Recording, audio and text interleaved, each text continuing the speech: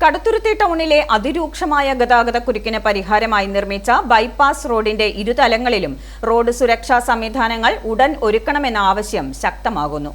റോഡിന്റെ പ്രവേശന കവാടങ്ങളായ ITC ജംഗ്ഷനിലും block ജംഗ്ഷനിലും റൗണ്ടാന traffic signal സംവിധാനം, വേഗനിയന്ത്രണ സംവിധാനങ്ങൾ, ബ്ലിങ്കിംഗ് ലൈറ്റുകൾ എന്നിവ അടിയന്തരമായി സ്ഥാപിക്കണമെന്നാണ് നാട്ടുകാർ ആവശ്യപ്പെടുന്നത്. ബൈപ്പാസ് റോഡ് ഔദ്യോഗികമായി തുറന്നുകൊടുക്കുന്നതിന് മുന്നേ തന്നെ ഇവിടെ നിരവധി അപകടങ്ങൾ റിപ്പോർട്ട് ചെയ്തിരുന്നു.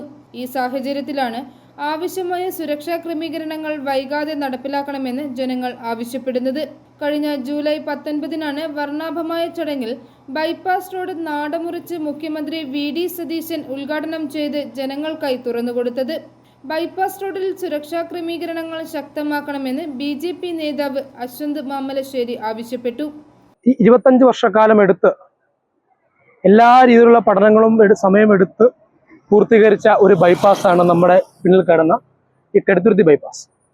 ഈ കടുത്തുരുത്തി ബൈപ്പാസ് നിർമ്മാണം തുടങ്ങിയപ്പോൾ ഉണ്ടായിരുന്ന MLA തന്നെയാണ് ഇത് പൂർത്തീകരിക്കപ്പെടുമ്പോൾ ഒരു കേരളത്തിലെ ജലവകുപ്പ് മന്ത്രിയായിട്ടുള്ള ശ്രീ മോൻസ്.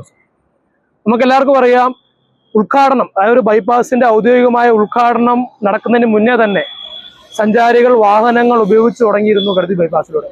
അന്നു മുതൽ എന്നാണോ വാഹനങ്ങൾ ഓടി തുടങ്ങിയത് അന്നു മുതൽ കടുത്തുരുത്തി ബൈപ്പാസിൽ അപകടങ്ങൾ ഒരു തുടക്കത്തെയാണ്. എന്നാണോ തുടങ്ങിയ മുതൽ ഇന്നേ ദിവസം വരെ അപകടങ്ങൾ തുടക്കത്തെയാണ്.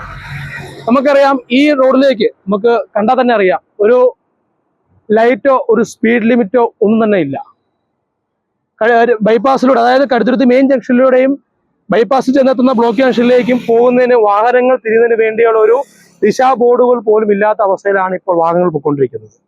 അത്യാവശ്യമായിട്ട് ഈ കടുത്തുരുത്തി ബൈപ്പാസിന് വേണ്ട റൗണ്ടാന സ്പീഡ് ലിമിറ്റ്, ഈ രണ്ട് ആവശ്യങ്ങൾ, അതായത് ഈ ബൈപ്പാസ് തുടങ്ങുന്നതിന് ഈ കടുത്തുരുത്തി IT സെക്ഷൻ തൊട്ട് താഴെ ഈ പുളിഞ്ഞോട് ജംഗ്ഷൻ ഇവിടെ ഒരു റൗണ്ടാനയും, ഒപ്പം കടുത്തുരുത്തി ബ്ലോക്ക് ജംഗ്ഷൻ, അതായത് ഈ ബൈപ്പാസ് അവസാനിക്കുന്ന കടുത്തുരുത്തി ബ്ലോക്ക് ജംഗ്ഷനിലും അവിടെയും ഒരു റൗണ്ടാന അനിവാര്യമായ കാര്യമാണ്. i4 news, Ettumanoor.